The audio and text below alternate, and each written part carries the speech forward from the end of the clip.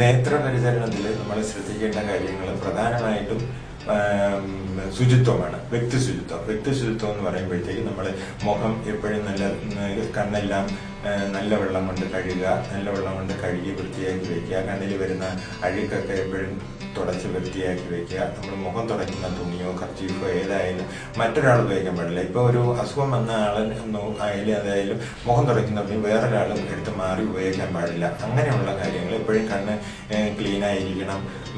പിന്നെ ഉറക്കം എഴുന്നേറ്റ് കഴിഞ്ഞാൽ മുഖം തുറന്ന് കണ്ണിൽ പഴുപ്പൊപ്പികൾ. പിന്നെ കണ്ണിന്റെ കാഴ്ചയ്ക്കും മറ്റേതിനും പോഷകാഹാരം ഒരു പ്രധാന ഘടകമാണ്.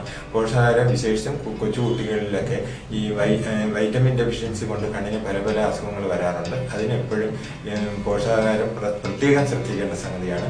വിശേഷിച്ചും ഇലക്കറികൾ, ഫ്രൂട്ട്സ് ഇതെല്ലാം നമ്മുടെ സാധാരണ ഉള്ള ദൈനംദിന ആഹാരത്തിൽ ഉൾപ്പെടുത്തേണ്ടതാണ്. ഇലക്കറികളാണ് കൂടുതലും കണ്ണിന് പ്രധാനമായിട്ടുള്ള ഇലക്കറികൾ. അതുപോലെ തന്നെ മത്സ്യവും കണ്ണിന്റെ കാഴ്ചയ്ക്ക് പ്രധാനമാണ്. അപ്പോൾ പോഷകാഹാരം പ്രത്യേകം ശ്രദ്ധിക്കുക. പിന്നെ വ്യായാമം, സാധാരണ രീതിയിലുള്ള വ്യായാമം എപ്പോഴും കണ്ണിനും നമ്മുടെ ശരീരത്തിനും മറ്റ് അവയവങ്ങൾക്കും എല്ലാം വ്യായാമം ആവശ്യമാണ്. പിന്നെ കണ്ണിന് പ്രത്യേകിച്ച് കണ്ണിന്റെ അസുഖത്തിനായിട്ടുള്ള ഒരു പ്രതിരോധ ചികിത്സകളും അങ്ങനത്തെ യാതൊന്നുമില്ല. നമ്മൾ ഈ പോഷകാഹാരം, വ്യക്തിശുചിത്വം, വ്യായാമം ഇങ്ങനെയുള്ളതേ ഉള്ളൂ.